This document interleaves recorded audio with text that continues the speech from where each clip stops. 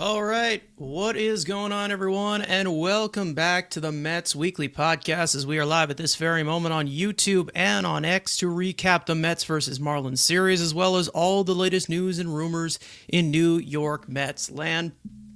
But before we get into that, I want to remind everyone to subscribe to the Mets Weekly YouTube channel for new episodes of our show that are recorded live after every single series of games during the regular season. For those of you watching or listening on playback, you want to join the conversation in the future, make sure to turn on those post notifications to know when we go live. For those of you watching on playback, or listening on playback, you want to join the conversation in the future live with us, make sure to turn on those post notifications to know when we do go live. For those of you in the live chat right now, we love your comments, your questions, your concerns, all that great stuff. If you feel like you're being ignored, you're not being ignored, you're just going to be starred throughout the show. We'll try to pull up as many as we can to keep the flow of the conversation going.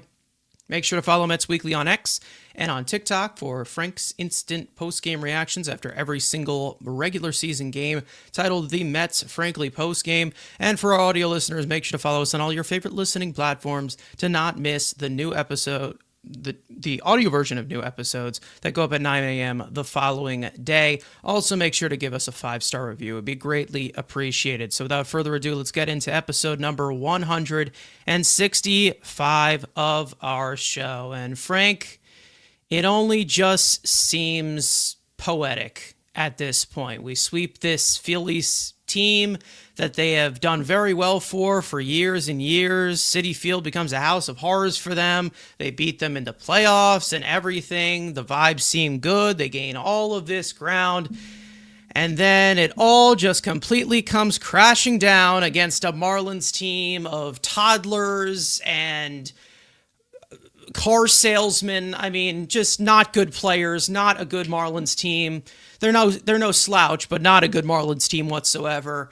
How many times have we seen this? The Mets just face the Marlins, and they, for some reason, give us the biggest fits than any back and forth relationship could possibly do. For some reason, every single time, this team can't beat the Marlins when it matters. I don't understand why, but it just seems like a franchise cornerstone to our history at this point. I just don't get it. And again, just so unnecessary. And like people are saying in the chat from Molin Labe here, embarrassing, completely embarrassing. For what reason? Unnecessary, makes absolutely no sense. Should have won this series. Instead, lose 3 out of 4. And they lost them in pretty convincing fashion too. It's not like, they just barely got beat. I mean, some of these games, like they were getting crushed. I mean, it really was really frustrating to watch. They made a great comeback yesterday to still come up short. And a lot of it is lack of focus. I think that's the big thing here is that you're just seeing, like you said, there's no excuse as to why the team that the Marlins are trotting out there versus the players that you have while they were hot. I mean, let's not forget, finally, everyone was hot. They were great runners to score position in the month of August. The offense is like the best. I mean, they had all these things going for them, yet they still lose a series to the Marlins. And to me, it all started in game one. I mean, when you saw the amount of errors and mental mistakes on routine plays, it's lack of focus, it's lack of effort. And that's where the playing down to the competition really comes into play because like, we just swept the first place team. We have all this talent. We paid all this money. We got this. So they go in and they take the Marlins lightly, which is what they've done forever. And the Marlins having nothing to play for, having no pressure, being aggressive, dropping down bunts, I mean, doing whatever it takes. That is a style that the Mets struggle with because the Mets are not being that aggressive. They're not doing a bunch of different things. They're just going to swing for the fences. If it works great, it doesn't. And like the amount of different players, and again, the veterans who make these mistakes in the field, it's inexcusable. Whether it's Lindor, Alonso, Nimmo, Clay Holmes. I mean, you're just seeing all these guys be all over the place on the field. And it really was just like one of the worst games you could watch. And then on the pitching side, the walking of these not great hitters, especially the bottom half of the lineup, like you're asking for a disaster. Like, you are setting it up. You are putting it right out there for them to take advantage, no matter how bad the Marlins might be on paper.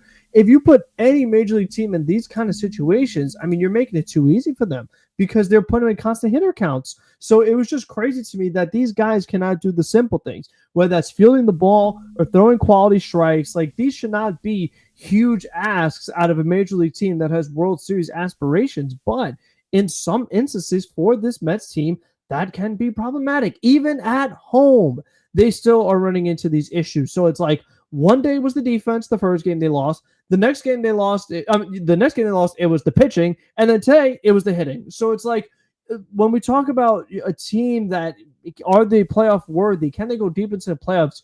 When you find this many different ways to lose, it's really hard to just fully buy in as like, okay, this is a team that can make a late playoff run, because when you're a really good team, you have to have very few flaws. I mean, and you have to pay attention to detail, do little things. Mets don't do any of that. It's like they have so many different holes that could be exploited in certain matchups. And here it really happened. I mean, the Marlins, they're aggressive. They put bat on ball. And we've seen this now. A team like the Brewers, these teams that just make a lot of contact, with how the Mets not only are constructed defensively, but the effort they put into fielding, it could be a nightmare. And that is exactly what happened in this series. I mean, we've seen it when they played Tampa early in the year in June. That's when I know Ricardo said, like, that's been the turning point in the season. But we've seen this now with a few teams where, like, wow, the Mets really struggling against them. Yeah, you put the ball in play, these guys out of position, not putting full focus, bad things are going to happen.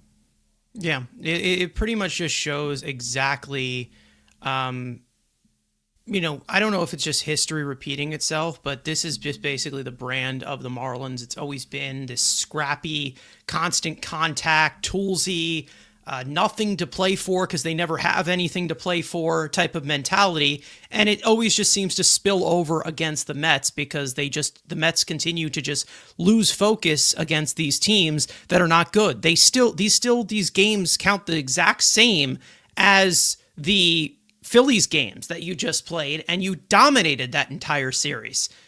The wins are the wins. You got to stack these up. And for some reason, they just continue to lose focus like this. And it was very, very obvious that they were taking this Marlins team lightly, especially like you just said in that first game. All these defensive miscues, they're just mailing it in. And you're just seeing, the inconsistency of, who actually is here to play and who isn't. Like, it seemed like some guys showed up for some of these games and some didn't. I mean, and the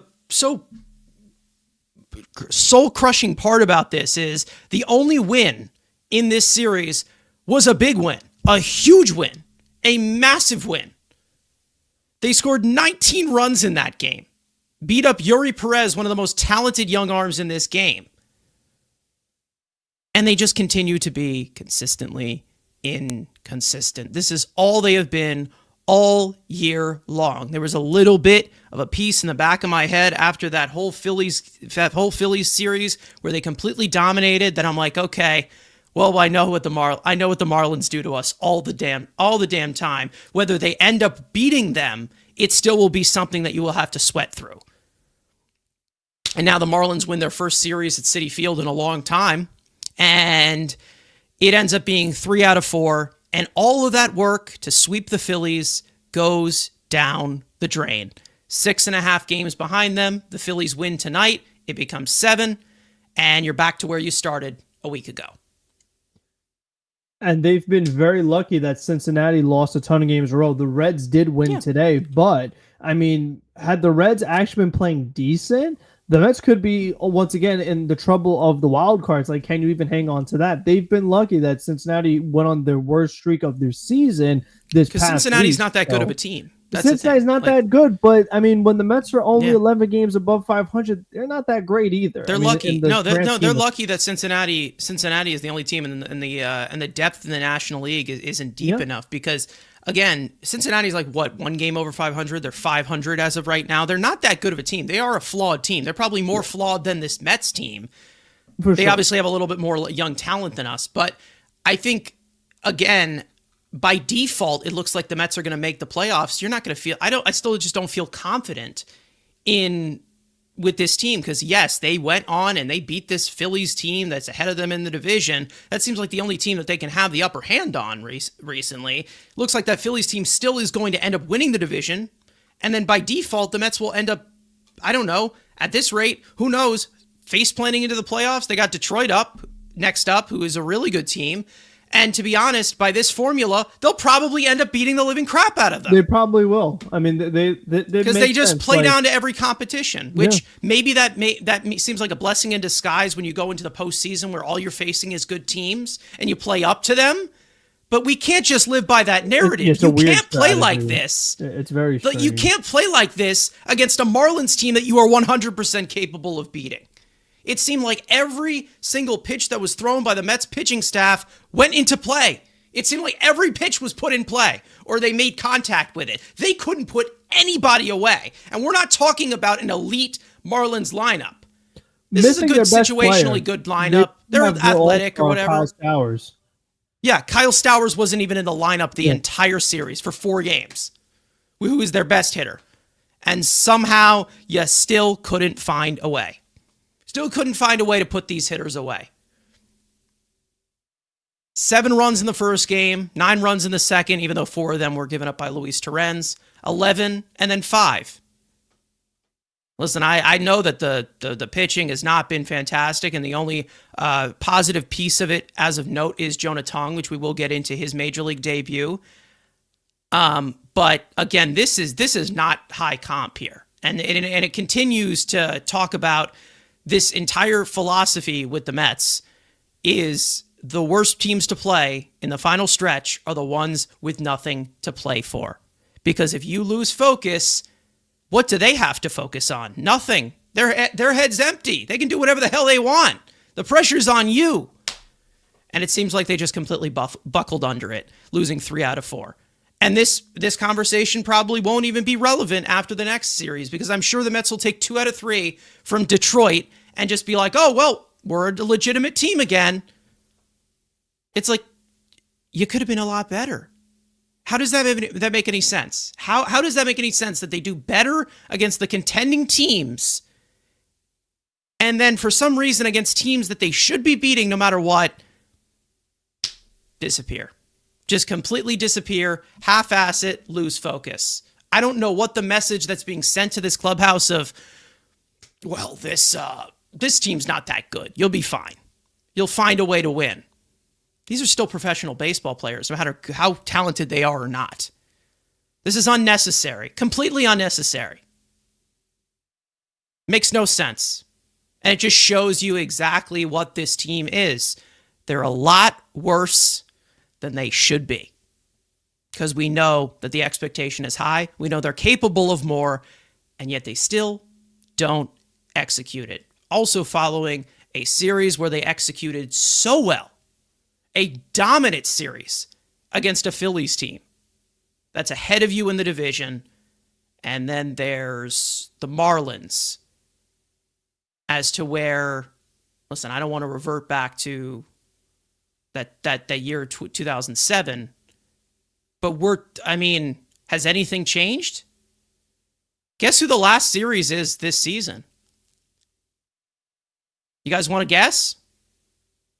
So if they keep playing like this and maybe the Reds start creeping up on them a little bit, because it could be possible they go head to head with them this week. If they start creeping up against them, could that be that the last series could determine something? Could be. Who knows? And guess who you're playing the last series? The exact team that just took 3 out of 4 from you. Does history continue to repeat themselves? I don't know. Doesn't matter what changes that they make, right? Unbelievable. Unacceptable. Unbelievable. And I'm not just going to sit here and say, oh, well, that's just the Mets versus the Marlins. Not okay. Not okay whatsoever. Should not be accepted whatsoever. I don't want to hear any narratives about Mets versus Marlins. They did this. This was their own fault. This was their own fault. Their own wrongdoing. I mean, like you said, we're not surprised at all. We've seen it happen far too often. And it's just like, it just shows you that it's like, well, if you take care of business in this series, then maybe that last series of the season isn't as important. But because you just don't focus and you do silly things while playing these lower teams, you find yourself in these situations, and then other teams have tiebreakers over you and things like that, and you could end up on the outside looking in. And it's like, do you want to be in a situation like last year where you have to literally fight to the very, very end just to get in, and then just go right into the wild card round, just like fresh off playing like that, these intense games?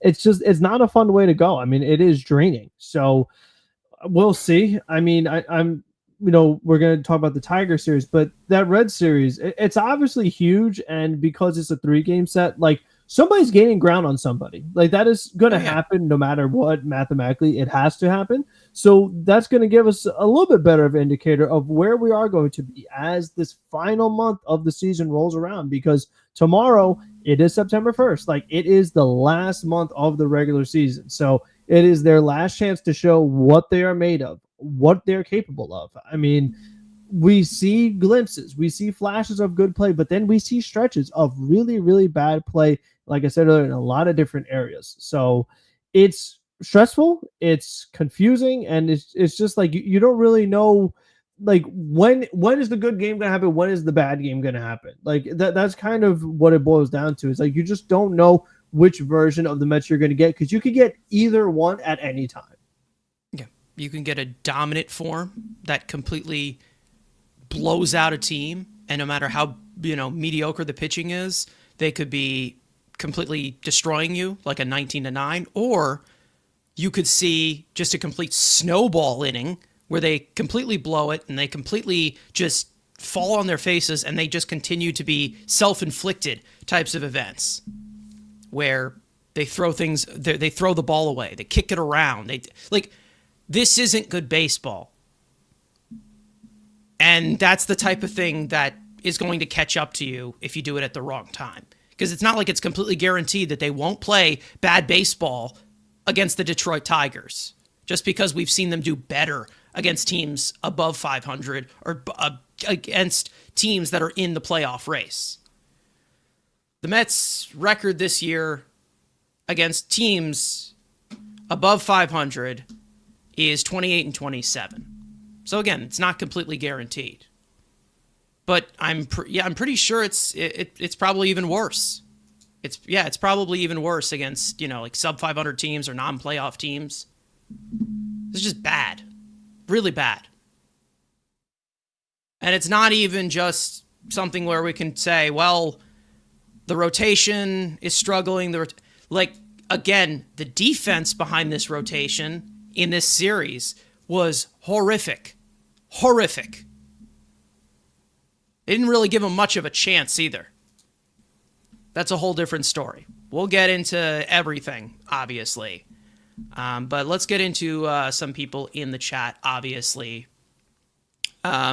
Lieb is saying here that the division is long gone now. It's very possible that it is. It is very possible. I'd say that if you're, by the time that 4-game series comes around over this next week, if you're like 5 games behind them, it's pretty. Unless you're 5 games behind them, it's pretty much done. So we'll see. And even though the Phillies have been inconsistent as well too, they have the upper hand as of right now. Pentrese saying, well, that was a complete shit show. Crazy how inconsistent this team has been all season. We've talked about it all year. Now that the offense is fully going at full swing, the pitching completely collapses. All departments just cannot flow at the same time for this team, especially when they are built to possibly do that. That's the problem. And again, we can talk about the rotation until we're blue in the face. We can talk about the inconsistencies defensively, or the who should be here and who should not, but they need to perform better than this. It just has to do. It has to be better than that. And we all know that they're capable of a lot more. And that's the problem. We've constantly said this over and over and over again, and I'm sure that we'll have a different conversation next time, and then another different conversation afterwards of what has been going on with this team every single series, where they just seem to turn it on when they feel like it, and then they just turn it off and mail it in the next. not knowing what team is going to show up each and every day is very, very rough to witness. The Mets have held their own a little bit. They've held on. Let's just say that, because at this current moment, typically in the past, we've seen them just completely collapse. Technically, they're still in a playoff spot as of right now. But again, it's not a crutch that you can just use on where you're like, okay, well, just get into the playoffs, you'll be fine. They're going to rear its ugly head. The team's not just going to completely change going into the postseason. You're still going to have the same problems you had in the regular season, just being on a bigger stage. And sometimes there's playoff risers and playoff droppers, but again, there's things and mistakes that this team makes that are not going to be let go, or they're not going to just completely fly back against good teams. They're going to make you pay. No matter if they play well against these good teams or not, or if they play well against these bad teams or not. It's just not good enough. They have not played sufficient baseball for a good enough stretch. Somebody mentioned it in the chat. They scored the most runs like ever in a franchise span, in a month span. In this month, the same month that they're talking about, we are 11-16. 11-16, scoring all this runs with the offense doing good. They've been great. The offense been great. They've hit in a month. Most home runs they've hit in the month. Like the most runs or something. I don't know. Most runs in a certain span or whatever. And for some reason, you still have a losing record. 11-16. I don't know. Because I just feel like we're spinning in circles, going off of a checklist of what was good and what was bad every single time. And it's all different. It's all just different because I don't understand how this team makes any sense. They don't make any sense to me. I don't get it. Because usually by the time now we understand what a team's identity is. This team's identity is they're a different team every day. That's literally it. And that's not a good thing. You can't just spin a wheel and say, okay, well, it's going to land on this and we're going to win this way. No, you can't. It's not possible. It isn't. And with the talent on this team, maybe they still have enough to get by. They're still doing enough to get by as of right now. But I think we need to have bigger expectations than that. Way bigger expectations than that. And if you don't, and you just want to be like, oh, well, this is good enough. This is better. I mean, remember 2012? I mean, we were bad by this time. Aim a little higher. Aim a little higher. It's a lot different now. Those teams did not have a $350, $380 million payroll. Expectations are higher, and they need to be higher. Sorry. And, at this point, I don't know whether to applaud anyone for doing their job or, applaud anyone for this or that. I mean, I don't even know how to, I don't even know how to assess this team because I feel like I'm talking about a different team from game to game. Like that's how it is. And I don't know how to gather it all together. Like I barely even remember game one of this series. Like it's so vivid, like it's so small in my memory. And I'm sure I have notes here that'll help me get through it here. But I forget the ball. Yeah, the game where they couldn't catch the ball. Game 4 was today. I barely remember game 1 because it feels like the events of everything that went on. It's a different game. It's a different roller coaster every single day to complete 9 innings. And it should not be like that for a team with this high of expectations. And it's supposed to be built to win and be a contender. Some days they look like one. Some days they don't. I just don't understand where we're even going with this team, what direction there is. Because I just don't know which one is going to show up. I really don't. So speaking of what did show up for these last 4 games, let's actually get into the series rundown. I got 4 games to run down here, so obviously I got to take a deep sip of water here, And it was eventful. You had all these runs on the scoreboard. Mets having 19 one day, Marlins having 11. It should be fun. Anyways. This is a lot. All right, let's get into these 4 games against the Miami Marlins. Game 1. Clay Holmes would start and get plagued by the worst defensive outing we have seen all year by the New York Mets. He'd end his day with 5 innings pitched, 5 hits, 2 earned runs, 2 unearned runs, 1 walk, 2 strikeouts on 88 pitches. Down 1-0 in the first, the Mets would respond after a leadoff single and a 1-out double by Pete Alonso to make it 2nd to 3rd. Brandon Nimmo would slash a 2-run double down the right field line to give the Mets a 2-1 lead. The Mets would find themselves down 4-2 in the 5th, and Pete Alonso would tie the game with a 2-run homer, his 30th of the year. Ryan Stanek would get the 6th and work around back-to-back walks for a scoreless inning. However, Gregory Soto would come on for the 7th, and the Mets defense would do him 0 favors as well.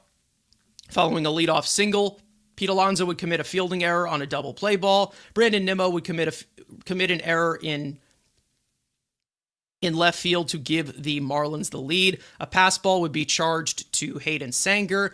Jeff McNeil would throw home for the 2nd time in the game with the infield in, and Otto Lopez would get under the tag to make it 6-4 Miami. Kevin Herget would come on for Soto, and on a sacrifice fly would cap off a 3 unearned run inning for Miami. Herget would come back out for the 8th and 9th inning and toss 2 1/3 scoreless with 2 strikeouts. The Mets wouldn't respond offensively for the rest of the game, dropping the series opener by coughing up 5 earned runs on 3 errors in Game 1, 7-4. Game 2, Jonah Tong would make his major league debut. More on that later. He'd toss 5 innings, but he would get an insane amount of run support from the jump. The Mets would destroy Yuri Perez in the 1st inning. Juan Soto would blast his 31st home run of the year, a 2-run shot. Brandon Nimmo would launch a 3-run homer, his 21st of the year, giving the Mets a 5-0 lead after 1. In the 2nd, they would beat up on former Met Tyler Zuber.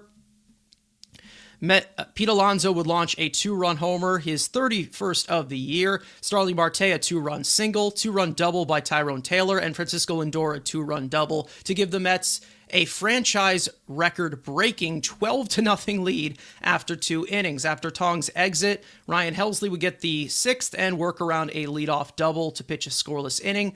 Brandon Nimmo would drive his 2nd home run of the night and his 22nd of the year to extend the Mets' lead to 13-4. Jose Castillo would pitch the 7th and the 8th, allowing an earned run with 2 strikeouts. In the last of the 8th, the Marlins would put in infielder Javier Sayonia on the mound, and the Mets would tee off on him.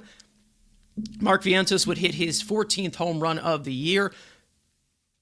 Tyrone Taylor would hit a 2-run double, and Luis Torrens would launch a 3-run homer, his 4th of the year, and his 2nd of the homestand, extending the Mets' lead to 19-5. The Mets would go on to match the Marlins in the 9th by putting Luis Torrens on the mound, and that did not go well. He'd surrender 4 earned runs, only getting 1 out, forcing Mendoza to go to Ryan Stanek, who would strike out the final 2 batters to end the game, capping off a blowout win for the Mets in Game 2, 19-9. Game 3, David Peterson would make the start, and he was horrible. He'd pitch into the 3rd inning and not get a single out, loading the bases after 2 runs would come across, and he'd exit for Chris Davinsky, who would allow one of Peterson's base runners to score on a 6-4-3 double play, but finish the inning to close the book. 2+ innings pitched, 8 hits, 8 earned runs, 3 walks, 1 strikeout on 65 pitches. The Mets would find themselves down 5-0 in the 1st inning, and Francisco Lindor would respond right away with his 26th home run of the year to get the Mets on the board. Down 5-1 in the 2nd, after a 1-out single by Brett Beatty, and Cedric Mullins would reach on a fielding error to make it 1st and 3rd. Brett Beatty would score on a successful stolen base by Mullins with the ball going into center field. Down 8-2 in the 3rd, the Mets would get closer after a leadoff walk to Juan Soto and a bloop double by Brandon Nimmo. Mark Vientos would launch his 15th home run of the year, a 3-run shot to make it a 3-run ball game. Chris Davinsky would come back out for the 4th and toss a 1-2-3 inning with 2 strikeouts. Juan Soto would get the Mets even closer with his 31st home run of the year, make it a 2-run ball game. Davinsky would pitch a scoreless 5th, working around a walk and a stolen base to complete 3 scoreless innings in relief. Brooks Raley would come on in the 6th and toss a 1-2-3 inning with 2 strikeouts. And after a leadoff walk to Cedric Mullins, Juan Soto would launch his 2nd home run of the day and his 32nd of the year to tie the game at 8. However, Tyler Rogers would pitch the 7th, and after a lead-off and 1-out single to make it first and third, he'd surrender a sacrifice fly for the second out, giving Miami a 9-8 lead. After the Mets would strand a leadoff triple by Jeff McNeil, Gregory Soto would get the 8th and toss a scoreless inning with a strikeout, working around a hit by pitch, and Edwin Diaz would pitch the 9th, with the Mets trying to keep it a 1-run game, and he'd fail to do so, surrendering a leadoff double, a 1-out walk, and leading to a 2-run double by Connor Norby to extend the Marlins' lead to 3. The Mets would get the tying run to the plate in the last of the 9th against Tyler Phillips, and Cedric Mullins would strike out to end the game as the Mets would drop a wild Game 3 slugfest, 11-8. And in Game 4, Kodai Senga would make the start, and he'd struggle once again. He'd pitch into the 5th and get 2 outs after a leadoff double and a throwing error to score a run. Senga would exit for Brandon Waddell, who would end the inning to close the book on Senga. 4 2/3 innings pitched, 7 hits, 5 earned runs, 2 walks, 6 strikeouts on 75 pitches. The Mets offense would be shut down by Sandy Alcantara until the 7th inning, down 5-0 after a leadoff single by Jeff McNeil and a hit by pitch to Mark Vientos that would usher some chirping between him and Sandy. Cedric Mullins would get the Mets on the board with an RBI force out. Brandon Waddell would pitch the rest of the game in long relief to save the bullpen, tossing 4 1/3 innings pitched, 3 hits, no earned runs, 2 walks, 4 strikeouts on 58 pitches, but the Mets would go silent for the rest of the day to drop the series finale, and 3 out of 4 to Miami, 5-1. The Mets are now 73-64 on the season, currently sitting 6.5 games behind the Phillies for first place in the National League East, and holding a 4-game lead on Cincinnati for the final National League wildcard spot going into tonight. Obviously, 4 games were played, a lot happened. It was bad. It was not pretty. Basically, like we said, the typical what we saw from a typical Marlins series. The Mets just completely unfocused, the Marlins with nothing to play for, and beating the living crap out of them. So, Frank, plenty of takeaways here. I don't think we can get through all of them, but just what the hell? What the hell? I mean, what did I just watch? What did I just watch for 4 straight days? It's hard to know where to even start because it was like that rough of a watching experience. Like we said, just, I mean, everything surrounding it, the team you're facing, how you've been playing lately, where you are in the season, the expectation, like there's just so many things that go into it that with what happened, it's just such a frustrating experience. And like you said, it's such a roller coaster. I mean, no doubt about it. You're seeing the way Game 1 was a total disaster, and you're like, wow, that was brutal. That was unacceptable. It was first game after that Phillies series, and you're like, okay, well, you know what? Tong makes his MLB debut tomorrow. Maybe that'll make us feel a little better. And it did. I mean, he was exciting. They put up 19 runs. So like, okay, you know what? We're back on track now. Like, we kind of figured it all out. The first game, it was just, it happens, whatever, loss of focus. But now, you know, we made up for it. We're locked back in.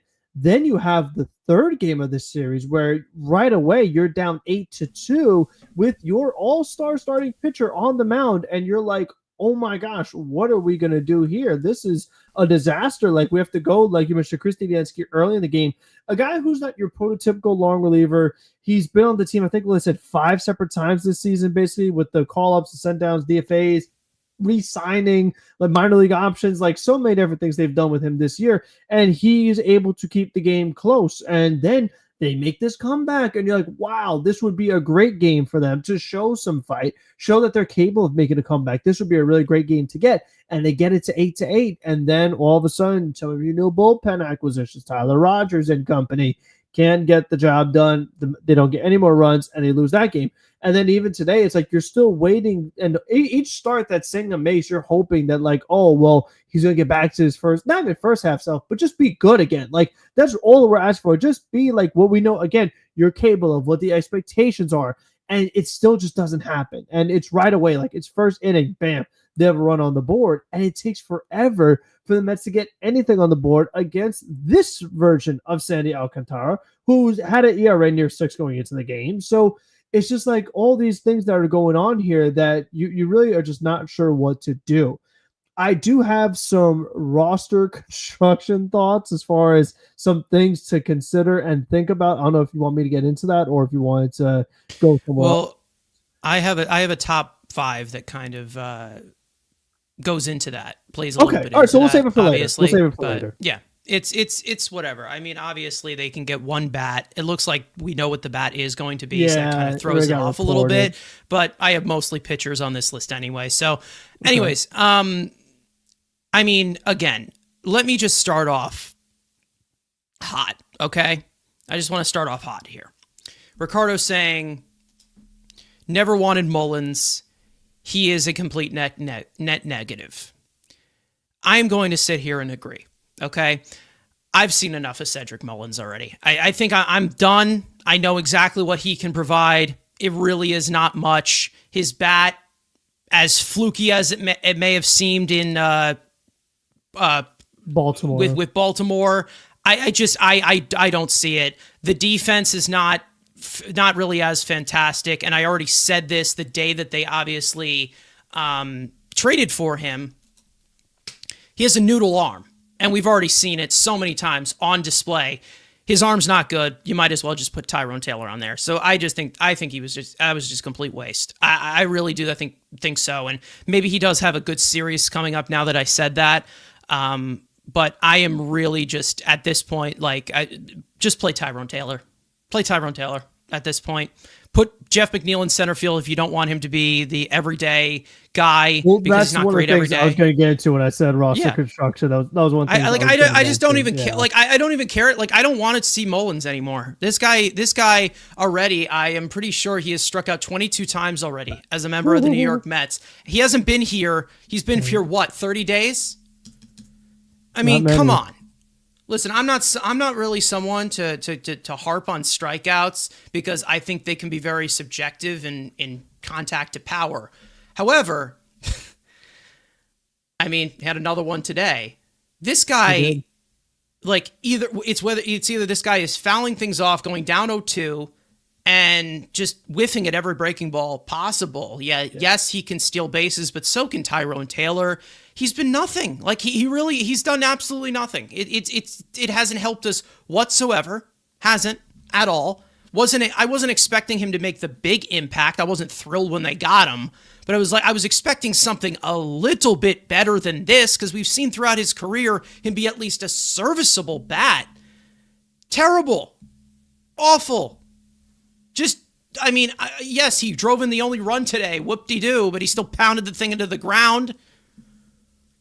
I mean, just awful. I think he was just an awful acquisition. He just doesn't look good. I don't like it. Maybe there's something else. Maybe he turns it on at some point, but I'm not liking what I'm seeing so far.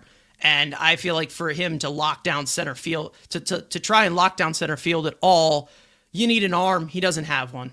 He doesn't have one, and I already said that. He has a noodle arm, and that's already been shown many, many times of teams like the Marlins, pesky teams like the Brewers, or all these other pesky teams that can stretch singles into doubles. That doesn't help.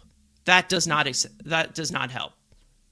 And he's saying Taylor will get exposed offensively anyways, so then put Jeff McNeil in center field for part-time then, because it seems like he's locking it down better than anybody. Imagine saying that. He robbed a Harrison Bader home run, so he has my vote. He didn't rob a Harrison Bader. That was in the park. He had to leap because he timed it incorrectly, but it was a nice catch. Anyways. No, but I mean, to kind of expand on Mullins a little bit here, though, it's just interesting. Before the Mets acquired him, he had 15 home runs. With the Mets, he has 1, and it was to the opposite field. Could there be a little bit of a differing philosophy going from one organization to another? Probably not, right? That's not a thing. Coaching doesn't matter. Way. So, no way. No.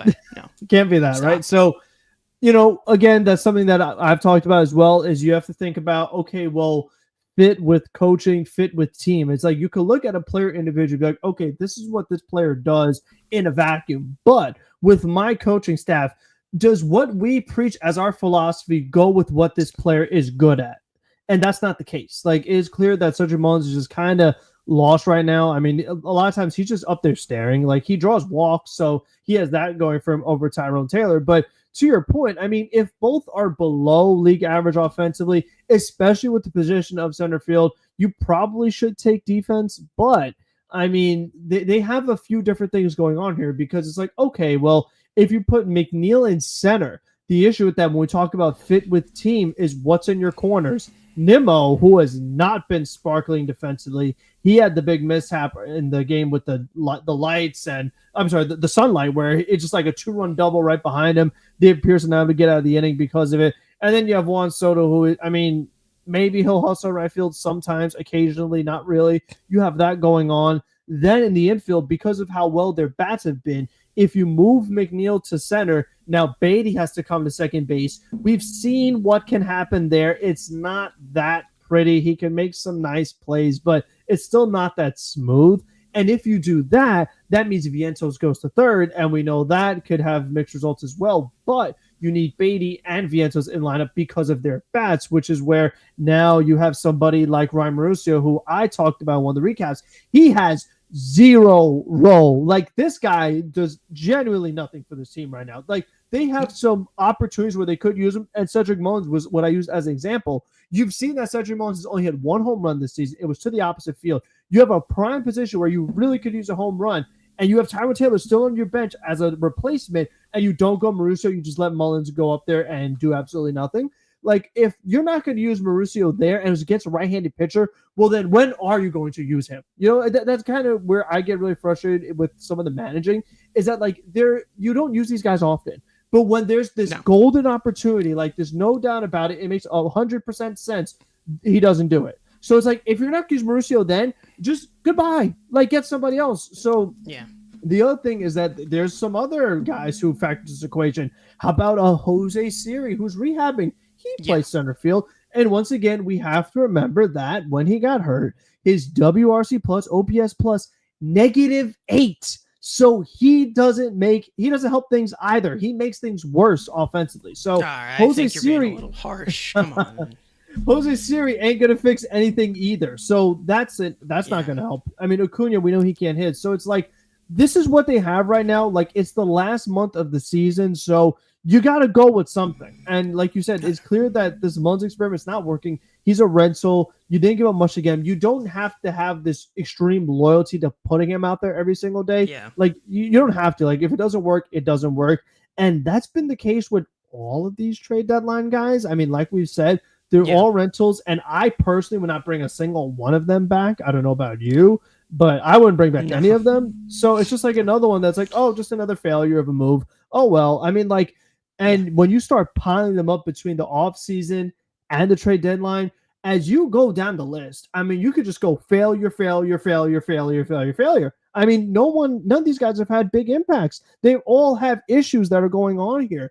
And then for the pitching side, I mean, I'll get to pitching later, but just to top it off, in Manai's first start, it was against Kansas City. He piggybacked Clay Holmes. They did a start together, and they did really good together.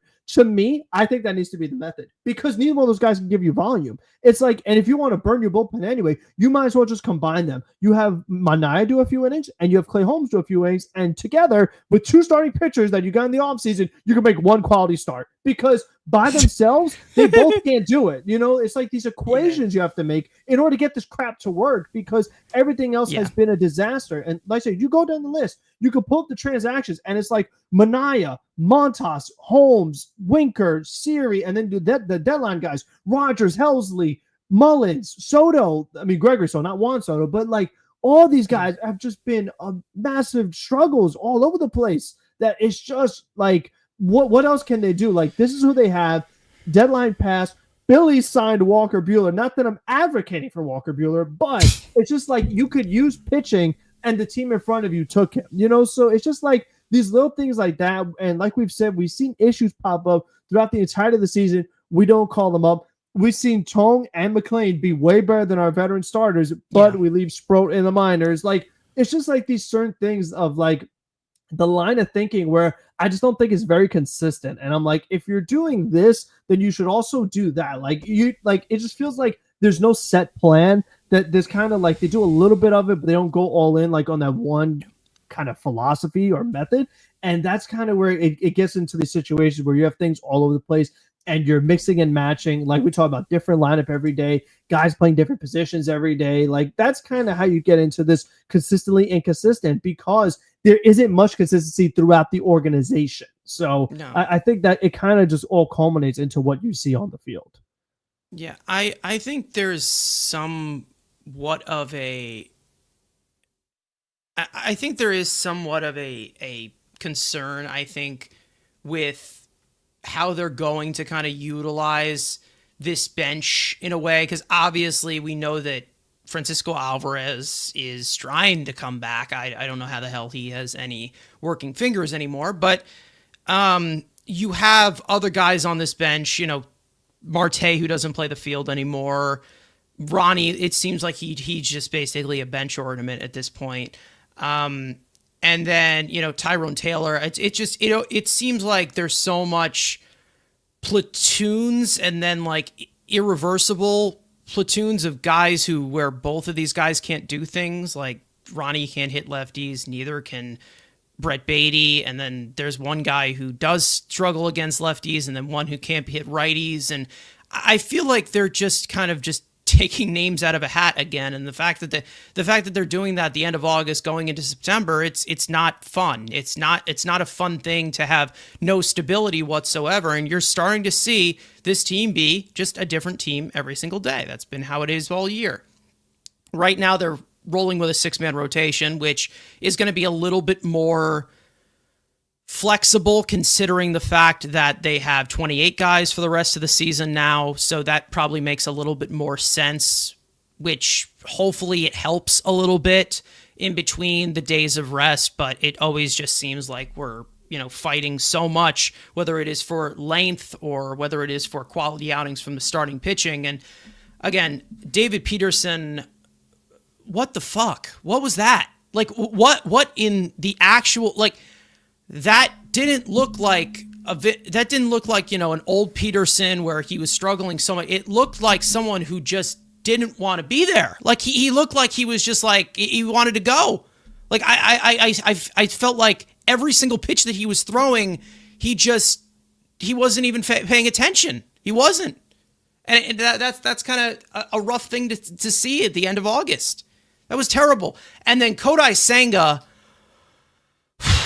Okay, I mean, we've hinted about this.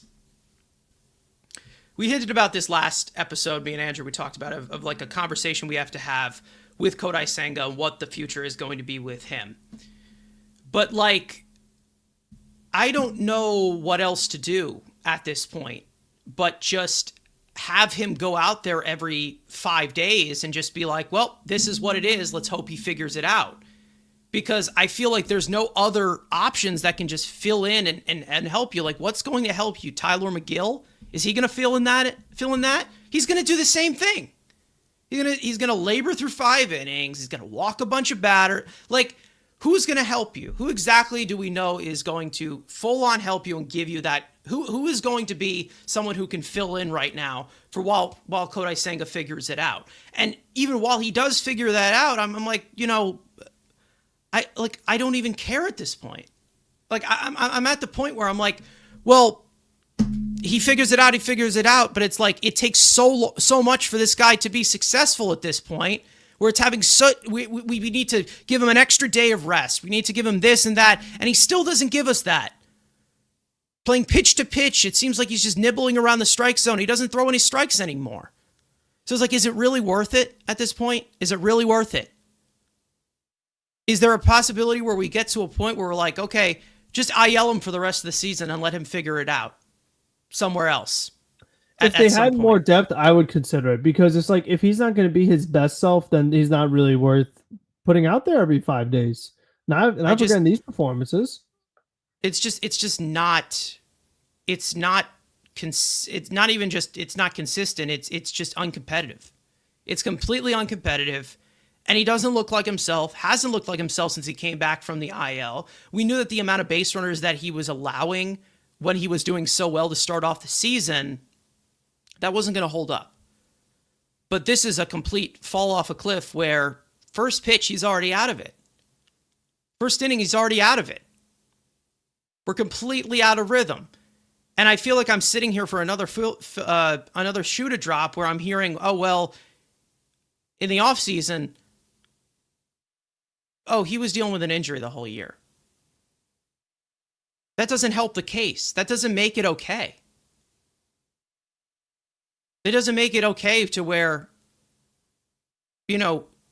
can he actually go out there and give us a strong frontline performance that we know he's capable of? He hasn't. And it's not like it's going to get any better with him going deeper into his 30s.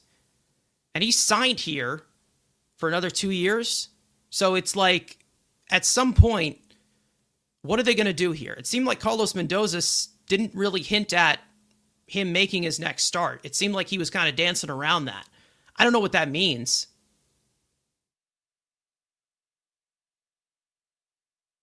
But that's just, I'm speechless. I'm really speechless at this point. I used to look forward to watching Kodai Senga every 5 days. Now I can't wait for those starts to be over. That's how grimacing it is to watch. That's how grimacing it is to watch Kodai Senga pitch right now. Pitch to pitch, always falling out behind the count. Can't miss bats anymore. Has no idea where that forkball is going. Fastball's too wild. I don't know how to articulate what's going on with him. I really don't.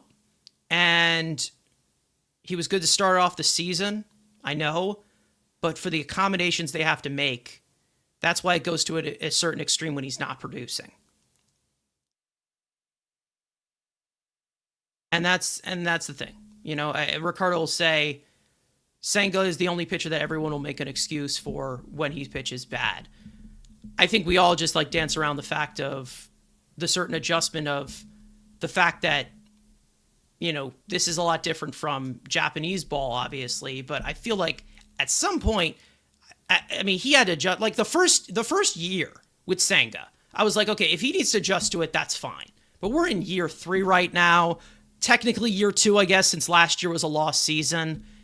It just has not been. But last year he came back, and it was like a mechanics because of injury thing as to why he struggled in the postseason. So then we said, okay, let him get fully healthy, and then he pitches well. So that's why it's like the only thing that gives me not even hope, but where I could kind of see it is only because we're having the playoffs last year of him not pitching well because of injury, working back from it, and now this year coming back off an injury, you're seeing the same issues. Again, it's but this is what we talk about with managing with players, but it's if let's say we had him sit out another month, whether it was last month or this month, and then he started to do good, would that have been more worth it than to have him out there and just not pitch well and make sure that he is fully back? Should he have done more rehab? Because it's a ripple effect to the rest of the bullpen. Yeah, should he have done more rehab starts? There's other ways you could have gone about it, but it's if you're not healthy, you're not gonna be able to help. And if as a team, you have to shut a guy down for a certain period of time to get him going.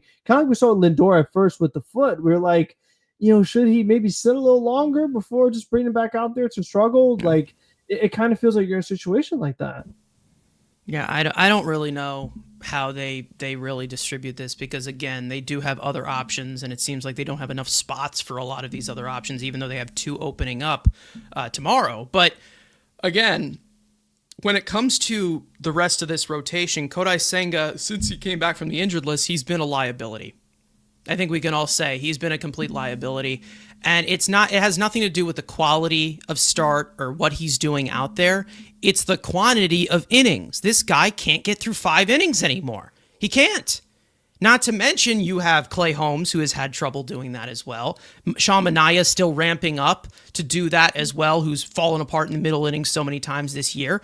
You've seen that happen so many times this season, it just adds to it. But you're coming from a guy, Senga, is supposed to be a professional, supposed to be a frontline piece, where it's if he's not available, there's always something, there's always this, there's always that. I'm not going to sit here and compare it to Jacob deGrom and everything and how he was constantly injured and there was always something going on.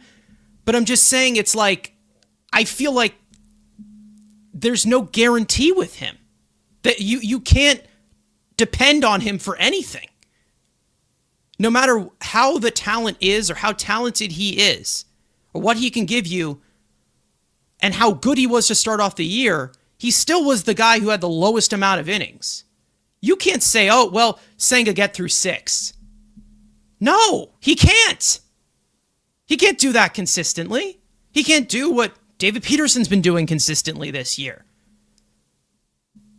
Have we seen Kodai Senga pitch in the 7th inning, like, at all this year? No. He can't go deep into games.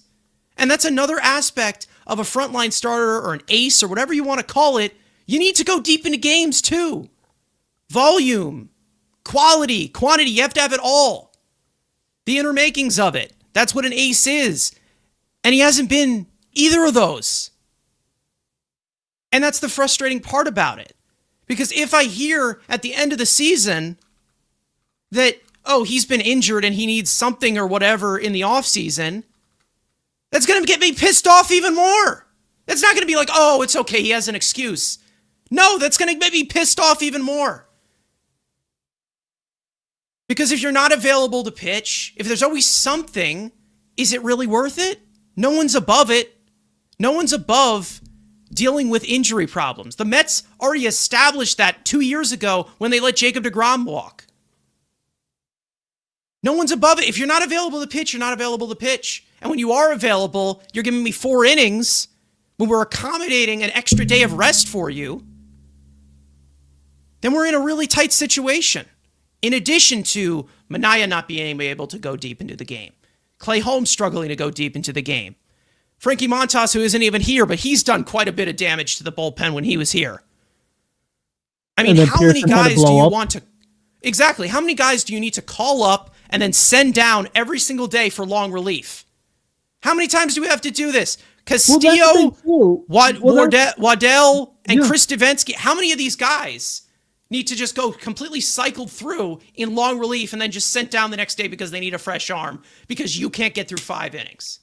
And that's been the most frustrating part too, is that you'll see someone like Senga or Holmes have a bad start, then they go to the long reliever who pitches 4 scoreless innings, and you're like, yes, should we have started them instead? Yeah, like, what exactly. are we doing here? Like, it's like, well, maybe we are better off just like letting our guys get fully healthy, put them in, again, a better position to succeed. If that means combining Holmes and Minaya and just doing a bullpen game anyway, since some of our bullpen was pitching better than our starters. But that's the thing that I don't get is that, like, these guys give us these great outings and it's like, well, goodbye. Like, you know what I mean? It's like, it's just the weirdest thing to me. Like, I get it because, like, fresh arms, but still, it's who's like available. It's like if a pitcher does well for me, why would I get rid of him? You know what I mean? Like that's the part too that. But I guess they've had so many guys like Justin Hageman, Warren, Herger. Like there's like you can mention like anybody basically. It feels like Rico Garcia. Like they had so many different guys step up. That's why you can say, oh, we can send them down because you have like so many other ones you just keep recycling. But at the same time, it's like if I just know I have a better chance of winning, and we're in this part of the season where every win is crucial, I have to think about it. I have to. I feel like there's just an ongoing joke now of like these long relievers that go up. They know like, oh, I'm gonna get sent down the next day, so it's like I'm just gonna pitch like I have nothing to lose. Okay, all right, let's just go. And that's kind of how it is. I mean, again, these long men, they're great to have. They've been lifesavers for saving the bullpen a lot. But there's only so many times that you can just do this over and over and over again and survive with it. Because these long men, how good they have been, whether it's Hageman or Waddell or Davinsky or Castillo or Rico Garcia, no matter how good they are, they're not going to be perfect every single time. There's been times where they have had to wear it before. It's just not a sustainable way to keep it up. Asking them to go 5 innings shouldn't be that big of a task. It shouldn't. Especially for these guys who, again, are they the best pitchers? No. But again, we've seen Senga go 5 innings before. We've seen him do it before. We've seen David Peterson go 5 innings. We've seen him go 6 innings before. We've seen Clay Holmes go 5 innings.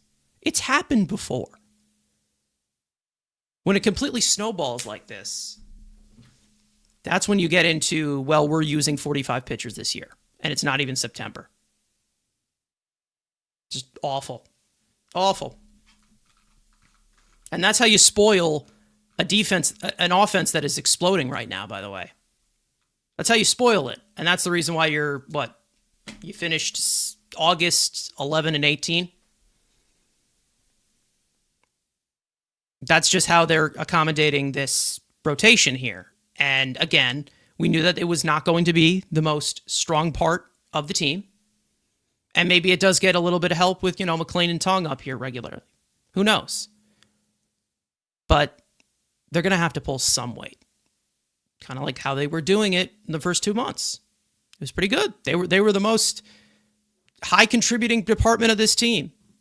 And now it's just all seems to have just fell into shit. Seems like every single time when we see a veteran on the mound who's done this for quite a while, it's a problem. Your bullpen shouldn't be pitching more innings than your starting rotation.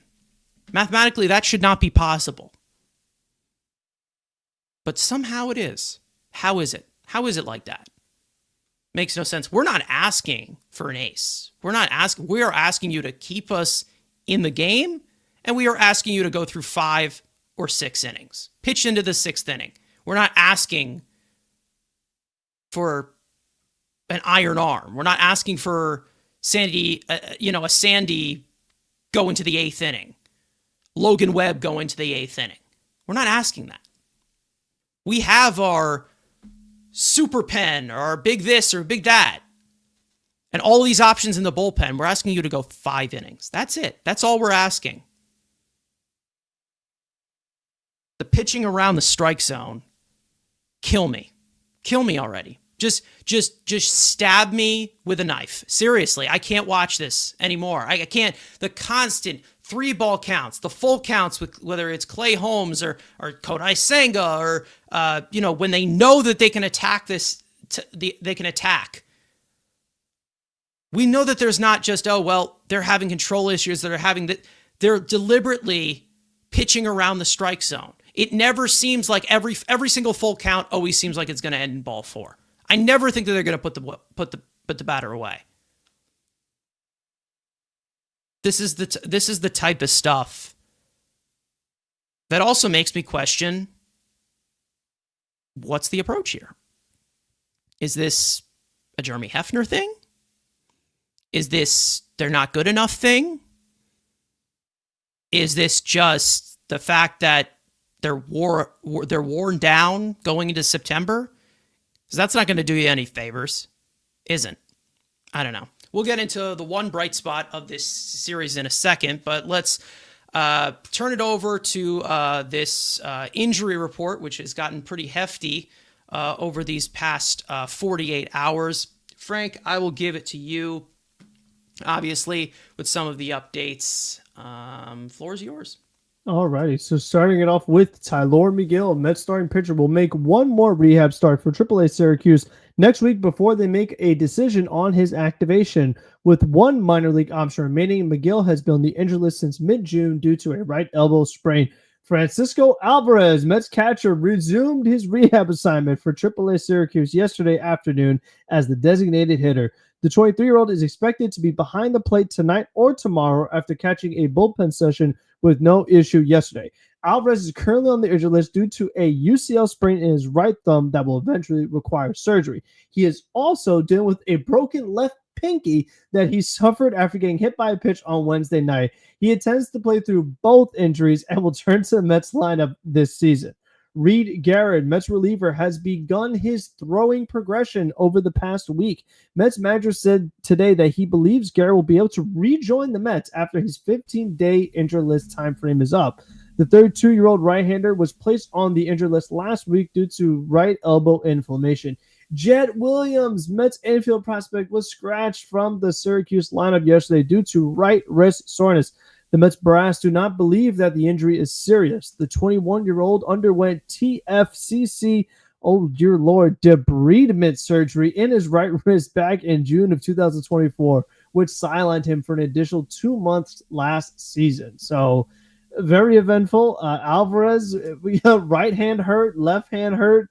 We're still going to play through it, though. That is he couldn't make it up that it was another hand injury while he's dealing with a different hand injury, but he's still fine through it. Jet with the wrist again, that's kind of weird. I mean, 2 straight years with the wrist injury, that's not quite frequent. So I am like, I don't know about that. And then with Reed, I thought Reed would be done for the year. So I'm also curious about his progression as well. So it's interesting mix of guys, but man, it's definitely crazy. Yeah, we also have Siri and Winker playing rehab games in Port St. Lucie.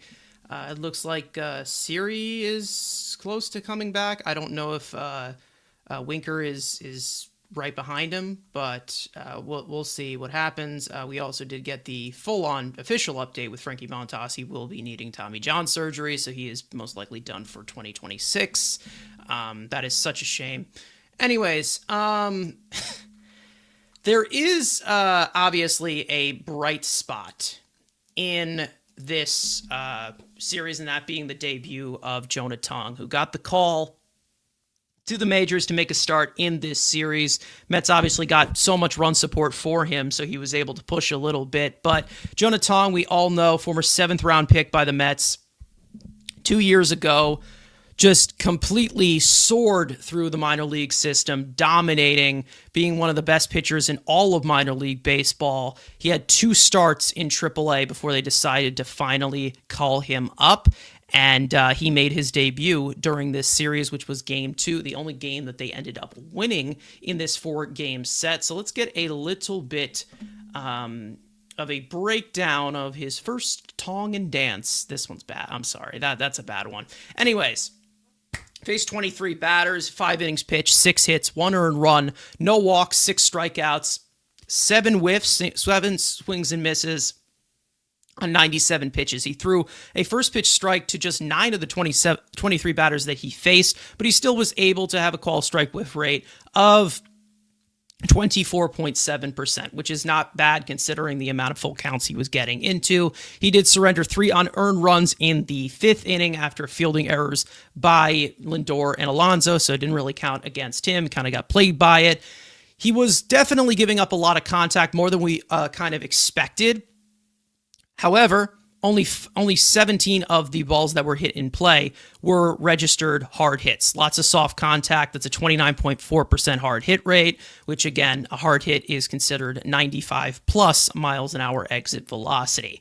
Now, as for Jonah Tong, overall, we know the stuff is 100% there. His 4-seam fastball, which is usually in the mid-90s, can touch 98 to 99. We did see, I think, 1 touch 98 in that game, but of course, the big obvious right here being the 21 inches of induced vertical break, which is a ridiculous amount of fastball shape with sub 5-degree VAA, which is just insane, especially from that high herky-jerky arm angle, able to command the zone fairly well. We know that he can be a little bit wild at times, but he did not walk anyone. It seemed like he was starting to try and get a little bit of a grasp of his breaking stuff towards those middle innings.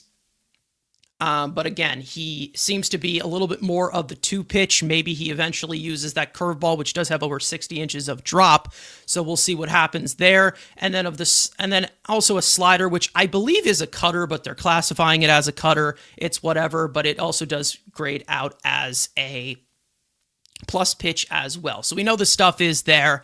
22 years old, obviously making his debut. Nobody expected him to make his debut this year, but the Mets were aggressive and they did it. And as for his debut, he's the second Mets pitcher under 23 years old with 5 innings pitched and 1 earned run in their major league debut. Who was the first to do that? A young 19-year-old kid, a young phenom in 1984 named Doc Gooden. So that's some pretty good company to be in.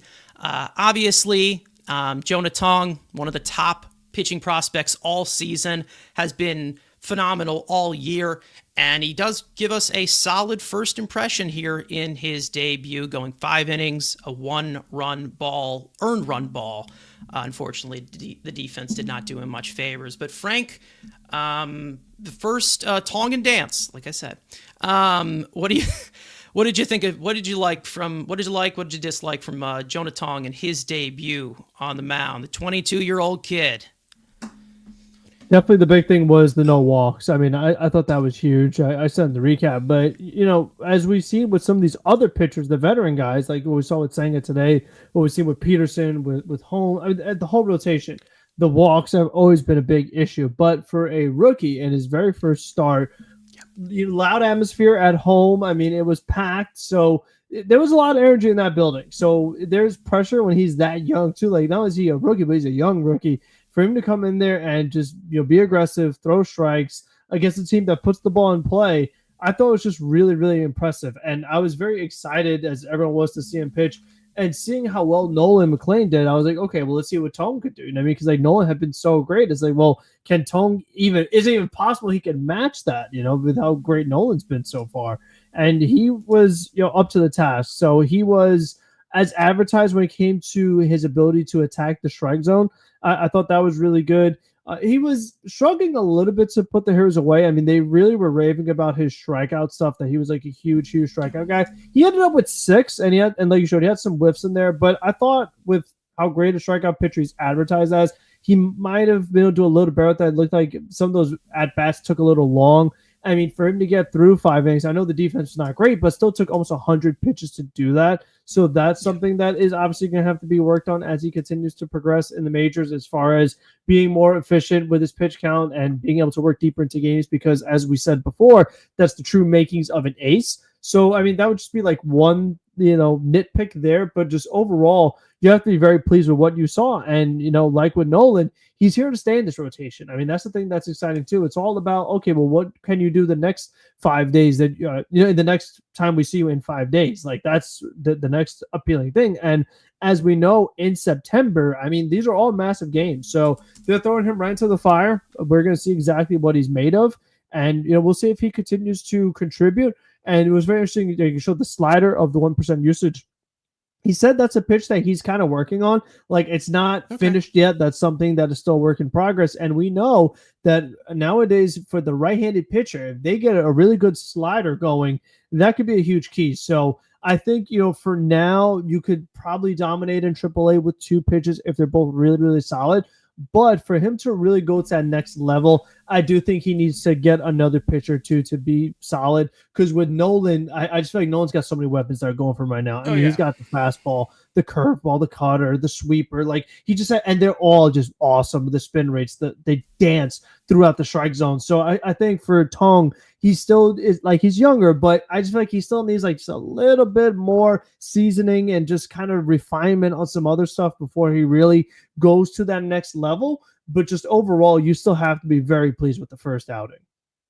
Yeah, obviously he throws from that very high, ridiculous 64-degree arm angle, which again, a lot of people. It makes it look like he's injured by the time he's like done. Like the way he follows through, it looks like he's like Winston kind of. It makes your arm hurt a little bit. It's a high 64-degree arm angle. A lot of people make the comparison to Tim Lincecum. That has been definitely something that has been talked about a lot.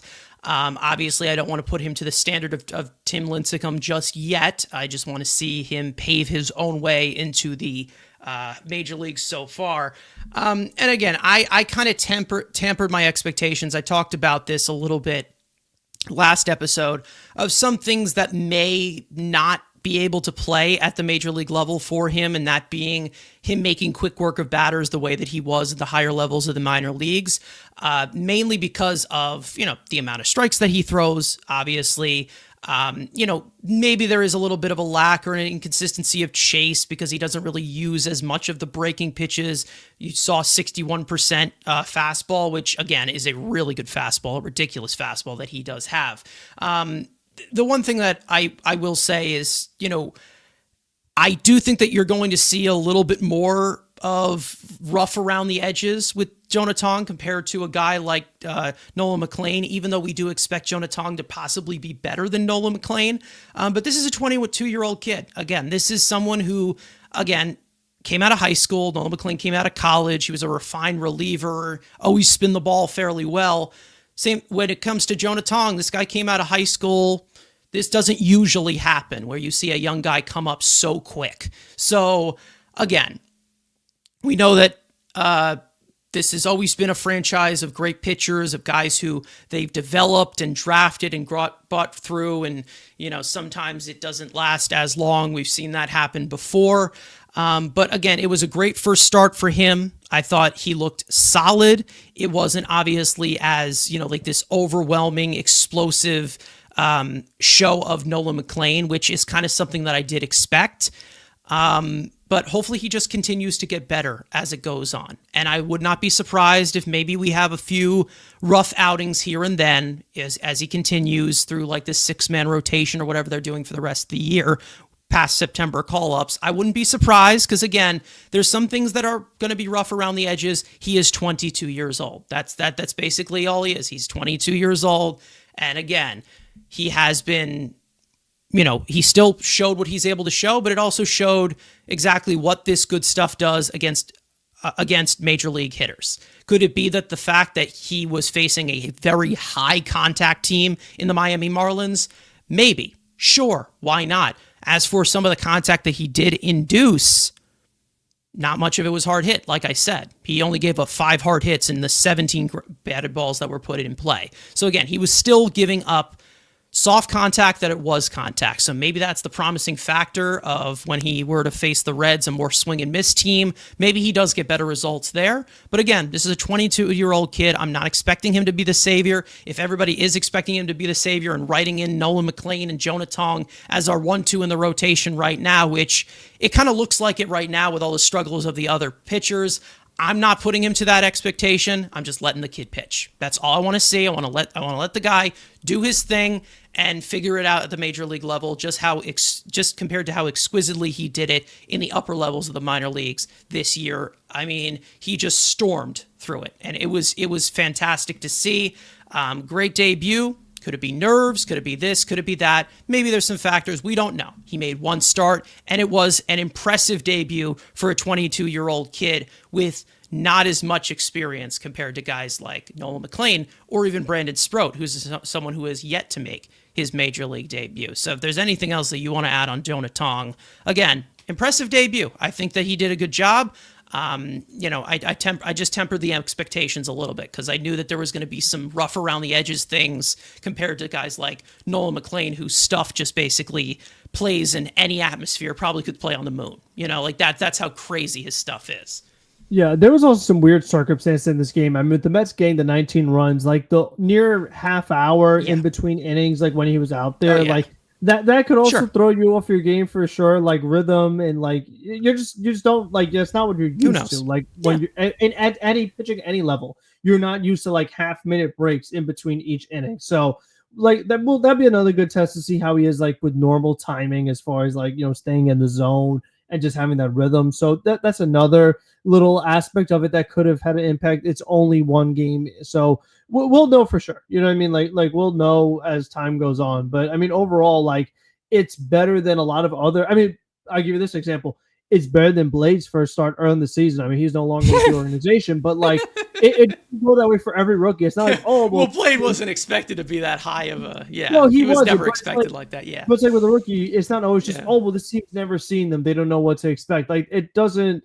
Like some rookies, they have good first starts, and some rookies they don't. So this was you can see really the good type of tier though. You definitely can between whether it's McLean or Tong, or you can definitely see the tier between the guys like the Tidwells and the this or that. I mean, let's not forget Christian Scott, ridiculous command. Let's hope that he comes back healthy and he's able to ramp up next year. Even so Scott wasn't that dominant. I mean, he showed Scott some in his signs, debut was really good. Scott, but he carved through that Rays lineup, right? He played the Rays or somewhere else. He was good, but again, to the left-handed hitters, lack of depth, he was definitely giving up a lot of home runs, which was, it's whatever. But again, you can't expect the young kid to save the day. Like, again, not everybody can be what Nolan McLean is doing right now throughout his first 3 starts, which was just ridiculously dominant, giving you length, giving you all these strikeouts, inducing ground balls, throwing the kitchen sink at everyone. I mean, not everybody can be that. And I think that we all have said, the fact that when it comes to the pitchers in this rotation, that we all know that sometimes they just don't put it all together. So again, it's exciting. It's great to see this new wave, this new young guy coming up here. Tong, McLean, maybe there's Sproat in the future. Scott next year would be awesome. But again, I'm letting them pitch. I'm not putting any comparisons. I'm not going to sit here and say, well, we have our new Harvey, Syndergaard, DeGrom. No. Please, no. No, thank you. Other than that, a great debut for Jonah Tong. And speaking of other performances, let's get into a good wrap-up for this series, and that being studs and duds. One player that was really good in this series, one that was not. Let's see. Frank, I'll go to you for your stud in this series. I think what direction you can go in. Yeah. It could be the guy we just talked about, but I'll give it to one of the hitters. I'll give it to Mark Vientos. He continues to really kind of finish off strong the second half. Show a lot more what he's capable of using right field, hitting no doubters to left field. I mean, he just looks so much more like the guy that we saw last season, the guy that really helped get them to the playoffs and be amazing in the playoffs. He's a big piece for this team. They got him right in the middle of the order right now, and he just looks so much more like himself. And like I said in one of the previous episodes, but it's like all of a sudden he could play third base again. Like all of a sudden, yes, he's our third baseman once more because that offense is that great. And it's like even though Beatty kind of looked like he had the job won, Brett Beatty was running away with it, all of a sudden Mark Vientos caught up to him as far as the home runs. And he's he's getting them so rapidly, it feels like he's going to pass him any moment. So it's just good to see like that power aspect also come back to him once again. So I've been very pleased. Some big hits, some big RBI hits. I mean, not just this series, but in this recent stretch that they've really needed. So and that was the thing he did last year too, was he got the big hits. I mean, obviously the walk-off in Cincinnati stands out the most, but in the playoffs, like those were also not to have a good playoffs, but the moments that he came through, like it was the big hits, the game-tying home runs and stuff like that. Like he came through when it mattered most. And a lot of these hits that he gets, they are in big spots. Yeah, I mean, Mark Vientos has definitely stepped up, and he's been one of the big factors as to why this offense has kind of sparked up over this last month. However, when it comes to the other studs in this series, I think I want to like pair it up with Brandon Waddell and Chris Davinsky for basically saving this entire bullpen from having to go into heat exhaustion. Davinsky has not thrown 3 innings in an appearance in like 5 years, and he ends up doing it. Was great, kept them in the game. They ended up losing. Same goes for Brandon Waddell. They ended up losing, but they kept us in the game once again. It's basically just saving the bullpen, and once again, those guys are going to end up getting sent down because that's just basically what has been going on with this Mets pitching staff recently, probably all season, to be honest, with guys who have been basically just tightening up the bullpen type of workload, which is not great. It's not a good thing. Let's just say that. Duds. There's some to pick from. Frank, go back to you.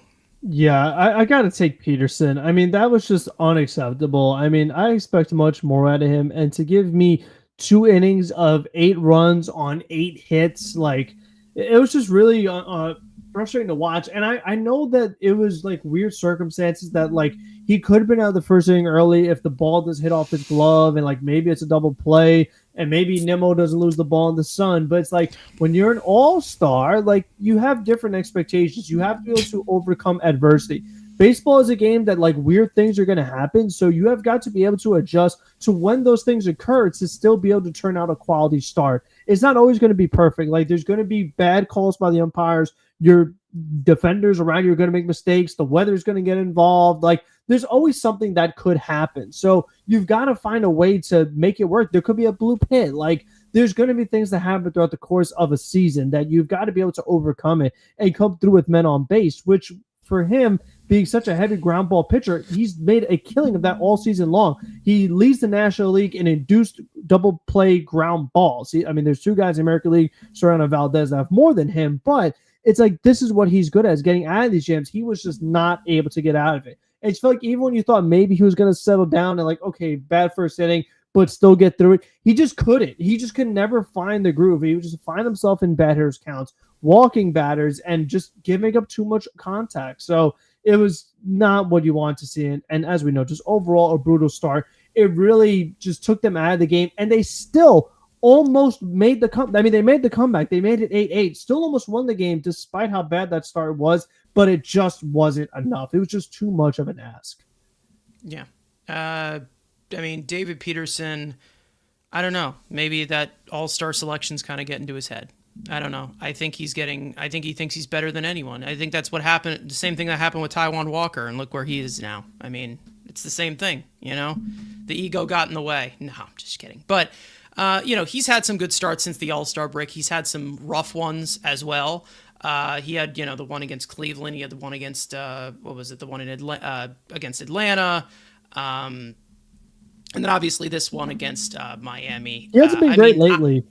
I think he hasn't. No, he's been definitely laboring a little bit recently. But I do want to say one thing is, I think David Peterson out of anybody in this rotation has responded to adversity better than anyone. And he just wasn't able to do that in that start. And it was just painful, just completely painful. And it seemed very unnecessary for a lot of these pitches. We knew that he would have been able to attack and induce this kind of contact. Maybe it's just not a good matchup for him. But again, this is a Marlins team that is not, they don't set the world on fire. So again, that was not a good showing for him. I could put Senga in there, but again, like I'm going to say, Cedric Mullins, I have no confidence with this guy in the plate. I have no confidence when the ball gets to him. I don't think he's that good of a center fielder, to be honest, defensively. And his arm just completely sucks. It's just looking like a complete dud that we are seeing. He went hitless in this series, I think. Pretty sure, right? He went hitless in this series. Hitless, completely hitless in this series. 0 for 11 in the first 3 games. Then today, 0 for whatever. Completely hitless in this series. And again, I'm not expecting him to be great because he's in the bottom part of the lineup, but I expected him to be at least league average offensively. And it's basically just looking like the typical Mets acquisition that just pays the Mets tax and does absolutely nothing for you. So it's one of those things where it's just, we knew that center field was going to be a point of emphasis at the trade deadline. They were going to look at it, and just seeing this, it's like, okay, were we just better off just having Tyrone Taylor and McNeil just probably just platoon in center field back to back on games? Because like this has been crap. Like we're not seeing like any improvement whatsoever in center field from Cedric Mullins, and I'm sure that he can be better than this, but. Initially, like I said, I was never thrilled about it, but again, it's just not, it doesn't seem like it was a good acquisition. I don't know. And maybe it changes, but I don't know. I'm not seeing it. Really, I'm not. Anyways, we will see, how it goes on into September baseball. And I do want to talk about September baseball as tomorrow is September 1st, as there will be September 1st call-ups. And we will see who they add to the roster as the roster goes from 26 to 28. They call up one position player, one pitcher. That one position player looks like it's going to be Luis Angel Acuna. So that kind of puts a wrench into one of the guys on this list that I have here. So it's time for my top 5 here of September 1st call-ups of guys who could possibly help this team for the rest of for the rest of the year with a little bit more of roster expansion, for a little bit more options where you can have an extra pitcher or an extra position player. Now, I tried to go a little bit and tried to balance it out, but I really just kind of went towards pitching, which just made a lot more sense, obviously, with the Mets not being able to get many innings out of their starting rotation, and it seems like they needed to bulk things up. So either way, who will those call-up candidates be? These also could be guys who are not called up on September 1st, could be guys who get called up for the rest of the year with the additional roster spots you have for the rest of the season. So let's start off this list at number 5 with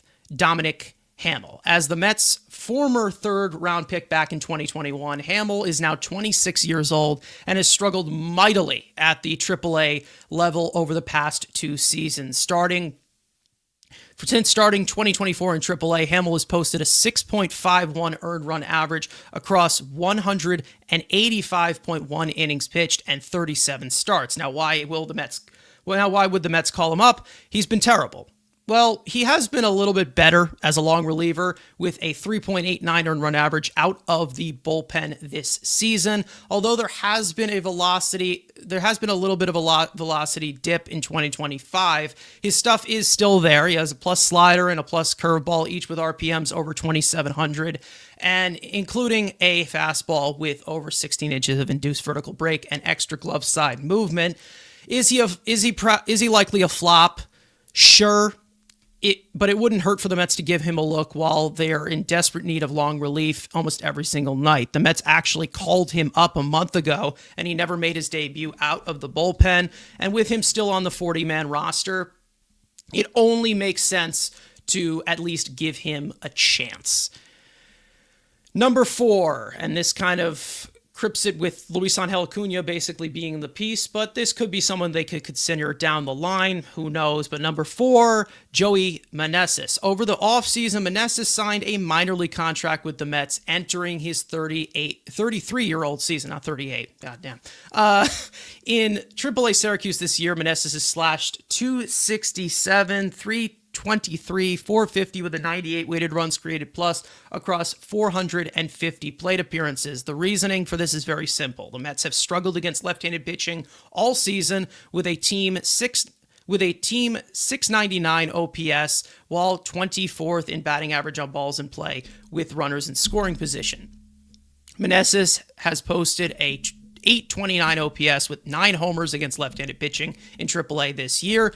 He also is a career 124 weighted runs created plus hitter with runners in scoring position. Although the lineup and bench is crowded, Meneses could be utilized late in games if you don't want Beatty or Mauricio or Taylor facing a lefty. Doesn't provide much versatility, but it's always good to have another possible sturdy bat that you can turn into in spurts. And for what it's worth, he has 4 career plate appearances as a pinch hitter, 3 home runs and a walk. Small sample, but it's a fun fact.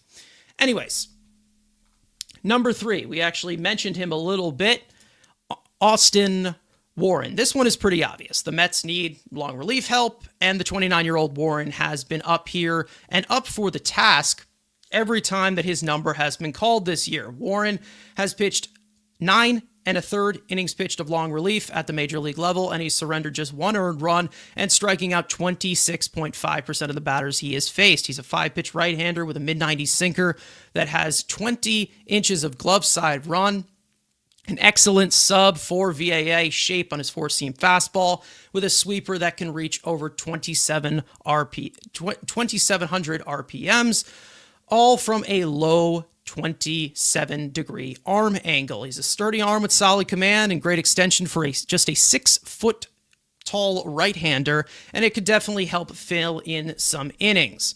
Number 2, this is an arm that has not really been talked about enough, but it really should be, that being Dylan Ross. This arm has not been talked about, like I said, but Ross is 24 years old. He's a former 13th round pick by the Mets back in 2022. And following 2 major arm surgeries shortly after he was drafted, Ross blossomed into a potential internal bullpen piece down the line. Across AA Binghamton and AAA Syracuse, Ross has posted a 2.54 earned run average, a 3.31 fielding independent pitching, striking out 36.4% of batters across 46 innings in relief. He can be wild at times, but the stuff definitely plays. A 4-seam fastball that sits 97 to 98 and tops 102 miles an hour, with a plus slider, cutter, and a signature splitter from a high 74-degree arm angle. He's not just a 2-pitch arm like most explosive relievers, as he is really good at expanding the zone. He has a 52.9% whiff rate on his splitter. He has a 67% whiff rate on his slider and a 69.2% on his cutter. And he's a very dynamic arm that could be considered a legitimate back-end option. It only makes sense for them to give him a call considering his Rule 5 eligibility this winter and his overall pitchability, despite being able to air it out whenever he so pleases. The Mets don't only just have starters in the minors, they also have some really good relievers, and Ross is one of those leading examples. And number one, very, very obvious, Brandon Sproat. Speaking of starters, this one, of course, it's a no-brainer. With Tong and McLean in the majors, it only makes sense to call up the third young arm. Since promoted to Syracuse last year, Sproat really struggled to grab his footing. His velocity was down. He was walking over 14% of batters with his strikeouts way down. And then since the end of June, something has just clicked since further adjustment. His fastball and sinker are back up to touching 98 to 99 miles an hour. Over his last 10 starts, Sproat has posted a 2.44 earned run average and striking out 30% of batters across 59 innings pitched. And as the Mets' former second-round pick in 2023, Sproat has always been an explosive arm, but with inconsistent shape on his fastball, forcing him to revamp his repertoire into a more hard sinker-oriented pitcher that can induce a ton of ground balls. He's now a 6-pitch right-hander with a low 90s changeup, a hard-running sinker with over 17 inches of run, and a deep gyro-cutting slider, plus sweeper that beats up left-handed hitters, and a slow curveball with RPMs in the 2,500 range. Since the adjustment, the walks are down, he's throwing more strikes, and he is getting deeper into games. There's still some question marks regarding Sproat compared to the caliber of McLean or Tong, and it's likely that he might be a back-end starter at the major league level going forward, but not everyone can be that top-notch. But he still does deserve a look. Can he make an impact? I guess we'll have to find out. So there's the top 5 of call-up candidates. Obviously, Joey Meneses is kind of obsolete at this current moment, with Acuna being the position player that it looks like they're going to be calling up. So, Frank, this top 5 of pieces, obviously, Syracuse, some talent there, some not. I don't know, but we'll see how they expand this roster. What do you think of this top 5? Yeah, I mean, it makes no sense to me. Like, pitching needs to be the priority because, I mean, like we said, you have these guys who give these good outings and then immediately they get sent back down. And with seeing how much of an issue it's been to get the length from the starting pitchers and see how many times they just get blown up, basically, where they can't get through more than 5 innings, it happens so frequently that you have to just kind of go into your roster construction expecting to need multiple long men. So, maybe if there was someone who profiled as just a strictly like 1-inning reliever, I wouldn't call them up. Like, no, I would prioritize another long man because you just know you're going to need them. Like, if you're going to have Clay Holmes in your rotation and Manaea and Senga, like, for sure you're going to need another long man. So you might as well have one of these guys, or whether that is a Dominic Hamill, Brandon Sproat just makes a ton of sense in general, and maybe move like Clay Holmes to the bullpen or something like that. Like, you getting these guys that provide length is very important. I mean, Austin Warren's done a great job in that long relief role too. So, I just would like if these guys, they have these really good outings in the bullpen and they get to stay up and just see if you could build on it instead of like the DFA and the re-signing and just like all this other stuff that goes into it. I mean, that's something that I'm really intrigued by. The Joey Meneses thing, like, I get it, but the actual fit, I don't see it. I just think like Alonso, he's a workhorse. Like, he's going to be at first base just about every single day. You might have like 1 or 2 games he DHs, but as we've seen, Starling Marte gets a lot of the pinch hit reps, and if they don't pinch hit with Mauricio, I don't see them pinch hitting with Meneses. And since he only really plays first base, I just don't think he provides enough roster versatility as far as positional versatility or defensive purposes that he really fits well on the position player front. I think that's why Luis Angel Acuna makes more sense as the guy that is going to be called up for the position players, the speed, the versatility. So, I mean, he has the edge there. Dylan Ross is an intriguing one because, like you said, he's someone who has not been talked about. So that would be something interesting for them to consider and use someone just totally different that a lot of people weren't expecting. I mean, for Hamill, like, they wanted to use him, but the situation just didn't come up. So all these guys, like, besides Meneses, they have a case. I mean, for me, Sproat just makes the most sense. Like, he just it makes too much sense. He would be such a perfect fit for this team. especially with kind of the rotation being in flux a little bit, just like not knowing like what is going to happen with Senga. Like, does he ever figure it out in this last month of the season? Is Clay Holmes ever going to go deep into games consistently? Like, it just feels like you've had kind of months of a sample size, so it's hard to just see it automatically happening, that you have to go into expecting it not to happen and that things are going to remain the same as they are. So for me, like, Sproat should be a no-brainer, especially because he has more experience than Nolan McLean. He has more experience than Jonah Tong. And you know what? It's not so much like, oh, well, these other rookies were great, he'll be great too. But I just think that when you look at what the Mets have currently been putting on the field right now, you can't tell me that Sproat is not a better option than a lot of guys that they have been putting out there on a consistent basis. Yeah, obviously, Brandon Sproat seems to be the next guy up, obviously, especially with things in the rotation going on. We know that Tyler McGill is making his way back, and he has a minor league option as well, so they could option him down to AAA Syracuse. Meneses, the only thought as to why is because, again, it's the left-handed pitching type of thing. If they want to just pinch hit and they have multiple guys in the lineup who can't hit left-handed pitching, they want to pitch hit late, that's whatever. It's an extra bat. The main reason as to why I see that as the only value you can provide with a position player, even though they're going to bring in Luis Angel Acuna, who I don't even think does that many things well. But Joey Meneses, I just find it as he won't clog the infield, because it seems like we have about 8 infielders on this team at this point. The outfield, yes, you have guys who are underperforming. Taylor shouldn't be an everyday player. Mullins hasn't been good. We already talked about that. And then you have the 2 corners locked up with Nimmo and Soto, so they're not going to be going anywhere. So you obviously have that, but you also have the factor of, Jose Siri. What happens when he comes back? Or is there Jesse Winker? Hopefully there's no outfield time for him. So I feel like for the time being, before those guys even get back, I think Joey Meneses would be a good decision, just to expand the bench just a little bit in some of these situations, even though the offense does not seem to need that much help recently. They've actually done fairly well over this past month. But it seems like they're going with Luis Angel Acuna anyway, so it's not like it matters, and that argument does matter. But again, Dylan Ross, that's someone who you're like, okay, maybe you could go to in some ways instead of somebody like Ryan Stanek, who's been god-awful all year. Austin Warren, like I said, backing up the starters. Again, this is a list of pieces in AAA that I feel like would be the best fits, or maybe there's somebody that gets called up, in the middle of September on this list instead of on September 1st, because again, the rosters do expand. So you just never know.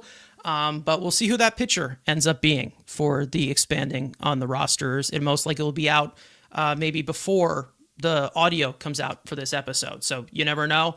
But Luis Angel Acuna, it looks like he is going to end up being the position player that they end up calling up.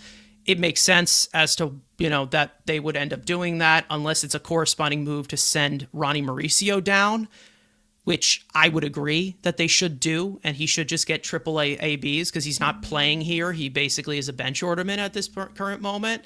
But we'll see what they do, because they got less than 12 hours to make that decision. So we'll see. I don't know. But other than that, let's go into moving forward into September baseball, and that being, of course, this series with the Detroit Tigers, one of the best teams in baseball this year. Obviously, they turned it around last year from that huge trade deadline that they ended up selling, and then they ended up going into the playoffs because the Twins just completely collapsed into themselves. But they ended up going to the playoffs. They made a run, actually, and they were able to follow it up with yet another season where they are at 80 wins as of right now. They're 80 and 58 on the season, leading the Central right now. And we know, again, there's not many teams that are in that American League right now that are as competitive or above that. This is one of those teams that they will end up facing this week. So again, let's get into these probables for this series. Let me just check if these have been completely confirmed, because they were not confirmed yesterday. Yes, they have been confirmed. Okay, cool.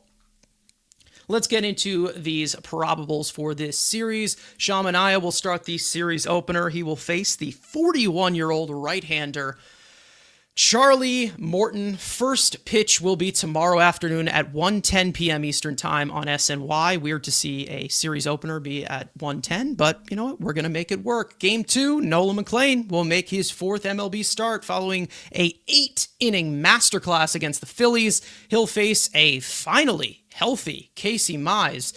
First pitch is Tuesday night at 6:40 p.m. Eastern Time on SNY, and Game 3 will go to Clay Holmes in the series finale. He will face Pete Alonso's #1 fan, Chris Paddock. First pitch is Wednesday afternoon at 1:10 p.m. Eastern Time on SNY. So there are your pitching matchups. It looks like they are avoiding Tyreek Skubal. Yeah, he just pitched today. He just pitched today, so yeah. advantage Mets, right? It should be. I know that the Mets like to beat up on the good pitchers, and then, you know, some meatball goes on the mound and throws 8 scoreless against them. But Tyreek Skubal is really good, one of the best pitchers in all of baseball. So we'll see what happens there. However, again, this is a good Tigers team. Frank, what are your thoughts going into this series? Yeah, I mean, the pitching matchups are absolutely fascinating. I mean, you have Manaea, who we just talked about, like, you know, still ramping up or whatever is going on there. Like, he really needs to kick it into gear. I mean, I talked about with Vientos, him looking more like his postseason form.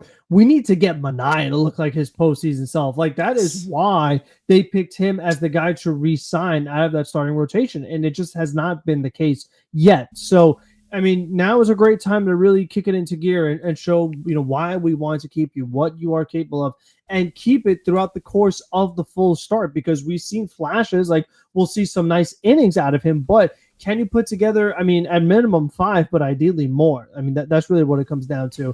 And as people are mentioning in the chat, Charlie Moore and the success he's had against the Mets over his career. I mean, listen, the guy is really getting up there in age. I mean, did they struggle against him in Baltimore or something? They've struggled against him a lot of different times. Yeah. So it's just like he's getting pretty close to me in age. Like, we've got to figure him out eventually, please. Like, come on. Would be nice, wouldn't it?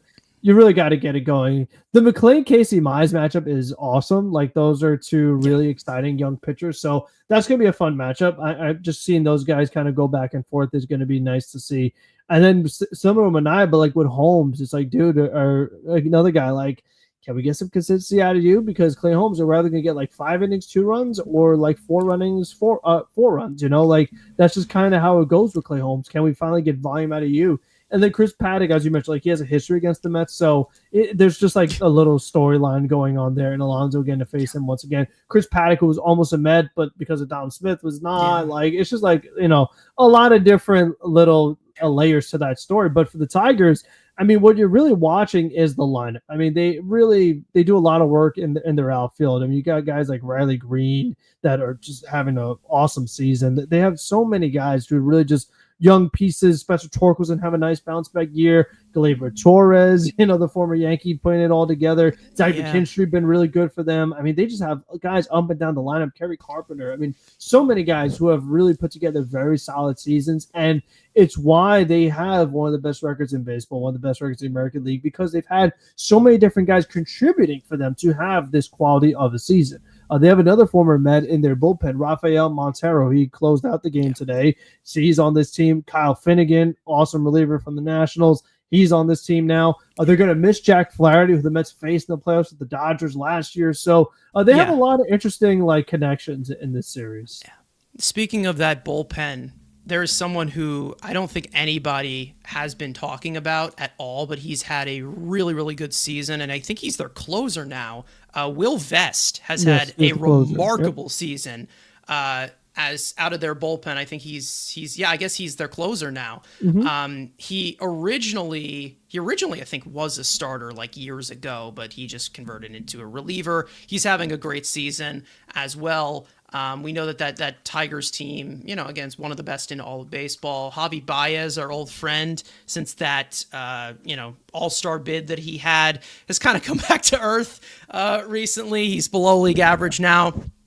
but at So least is they're getting something from so him. is PCA. Like that was like a huge Yeah, storyline for the media in the first half. It was like, yeah. oh, Baez, and I said it too, like, oh, Baez and PCA, both two center fielders playing really well. The Mets have no center fielder. Both of them, especially PCA, have been so bad lately that Yeah. it is just Who kind of would have interesting thought? seeing how baseball season Who would have goes. thought a guy who whiffs and chases that much in PCA would just completely get figured out by it? But who knows? Anyways, low Mets, I guess. Riley Green, like we said, Yeah. having a great season, strikeout prone, but definitely can hit the crap out of the ball. Another guy having a really great season for them. What's his name? Kerry Carpenter, another guy Yep. doing really well. They have a really good offense. They have had a really good offense this year. And, Spencer Torkelson has started to turn it on as well. Someone that the Mets were actually linked to in the offseason of a potential guy to maybe replace Alonso at first base. That has struggled a lot. Former first overall pick.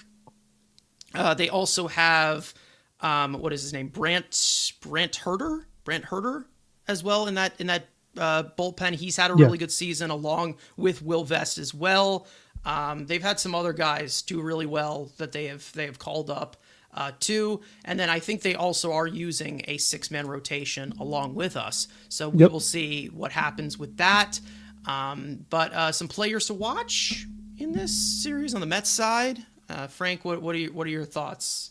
Who are you Yeah. I mean, putting the spotlight on? the Tigers also have had Tomas Nido as well. So I mean, they just had like a whole bunch of Manuel Margot. I mean, they just had a lot of interesting guys that have just like a lot of history Met with the Mets. staples. Okay, Yeah, Met cool. Staples exactly. But like you mentioned, there's a lot of guys to watch. I just think from a team standpoint, like, will the Oh, defense? one more. Yeah. Jeff Who Hartlieb. else? They had Jeff Hartlieb Oh, as okay. well. There's another. Mets That's another legend. Met legend. Yes, Big for boy. sure. Big boy I'm Jeff with Hartlieb. with the Mets. All I right. think it's more so an overall team thing. I'm watching. Like we said, when it comes to Yeah. playing up to competition, playing down to competition, focus, hustle. So like defensively, are we gonna not make these Yeah. routine plays look terrible? Like, can we actually figure that out? And then it comes down to like, can these guys maintain their hot streak? So guys like Soto, Nimmo, you have someone like Vientos, Lindor. Like, how long are their hot streaks gonna last? I think is another big thing. Like, can they carry it throughout the entirety of the season? Or, do law of averages, they go back into the slumps. And then from the roster construction standpoint, I mean, someone mentioned, but like Detroit, Comerica Park, like pretty big field. So Yeah. probably not this situation where you're going to put McNeil in center full time quite yet.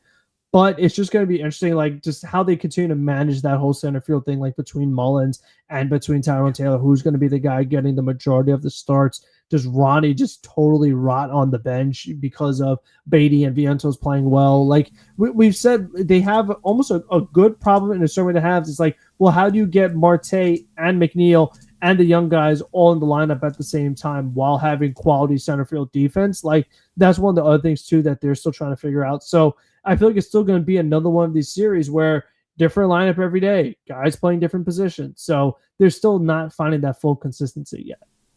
Yeah.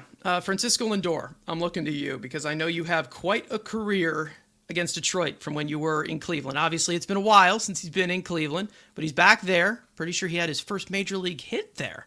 That's a piece of trivia. No, and then also, like you said, the center field situation. It's a lot of ground to cover in center field in Detroit. So I'm hoping we see Tyrone Taylor out there in center field. And not to mention his arm as well can also make up for it. And Tyrone has also been playing better lately too. I mean, it looked like he finally got it going. Yeah. He finally got on a hot stretch, and then he just kind of goes away. So that was another frustrating part of the whole equation too. Was he finally got it going, and he's Seemed not like really he was getting heating that full up. playing Yeah. time. Yeah. I mean, he's not completely useless offensively, but he's had his bad a lot of bad, but it seemed like he was heating up, and then it seems like they just wanted to go to Mullins, which I don't understand because it doesn't seem like has much going for him as of right now as a Met. So we'll see what happens with that. Mark Vientos, again, let's see if we can get a little bit continuing the hot stretch. We know that, again, this is not really necessarily a hitter's ballpark, so we'll see what happens there.